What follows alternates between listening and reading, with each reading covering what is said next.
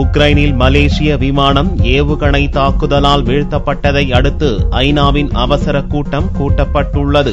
மலேசிய airlines நிறுவனத்தின் MH17 பயணிகள் விமானம் நெதர்லாந்து தலைநகர் ஆம்ஸ்டர்டாமில் இருந்து மலேசிய தலைநகர் கோலாலம்பூருக்கு வியாழனன்று புறப்பட்டது. கிழக்கு உக்ரைனில் ரஷ்ய எல்லையை ஒட்டி 33,000 அடி உயரத்தில் பறந்தபோது இந்திய நேரப்படி வெள்ளியன்று இரவு ஏவுகணையால் விமானம் சுட்டு வீழ்த்தப்பட்டது.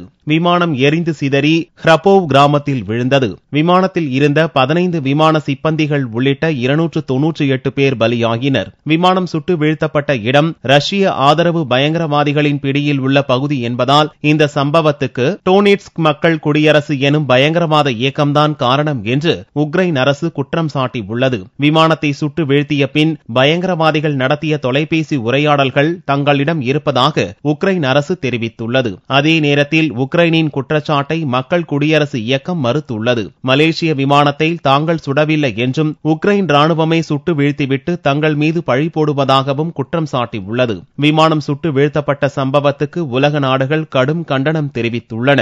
விமானம் சுட்டு வீழ்த்தப்பட்ட சம்பவத்தில் இறந்தவர்களின் குடும்பத்துக்கு பிரதமர் நரேந்திர மோடி இரங்கல் தெரிவித்துள்ளார். இறந்தவர்களின் குடும்பத்தாருக்காக பிரார்த்திப்பதாக கூறிய மோடி, துயரமான இத்தருணத்தில் அவர்களுக்கு ஆதரவாக இந்தியா இருக்கும் என்றும் ட்விட்டர் மூலம் தெரிவித்துள்ளார். இந்த விவகாரத்தில் முழு உண்மைகளை வெளிக்கொண்டு வரும் வகையில் சர்வதேச விசாரணை நடத்தப்பட வேண்டுமென அமெரிக்கா வலியுறுத்தியுள்ளது. விமானம் விழுந்த இடத்தில் மீட்பு பணிகளை மேற்கொள்ளவும் விசாரணை நடத்தவும் சர்வதேச அதிகாரிகளை அனுமதிக்கும் விதமாக ரஷ்ய ஆதரவு பிரிவினைவாதிகள் உக்ரைன் மற்றும் ரஷ்ய நாடுகள் உடனடியாக போர் நிறுத்தத்தை கடைபிடிக்க வேண்டும் என அமெரிக்கா வலியுறுத்தியுள்ளது. இப்பிரச்சினை குறித்து விவாதிக்க ஐநாவின் அவசர கூட்டமும் கூட்டப்பட்டுள்ளது. கடந்த 4 மாதத்தில் மலேசியன் ஏர்லைன்ஸ் நிறுவனம் சந்திக்கும் 2வது விமான விபத்து இது. கடந்த மார்ச் மாதத்தில் கோலாலம்பூரில் இருந்து பீஜிங்குக்கு சென்ற விமானம் இந்திய பெருங்கடலில் விழுந்ததில் விமானத்தில் இருந்த 239 பேரும் பலியாகினர். 4 மாதங்களாகியும் அந்த விமானம் மீட்கப்படாத நிலையில் இன்னொரு விபத்து மலேசியாவை மட்டுமல்ல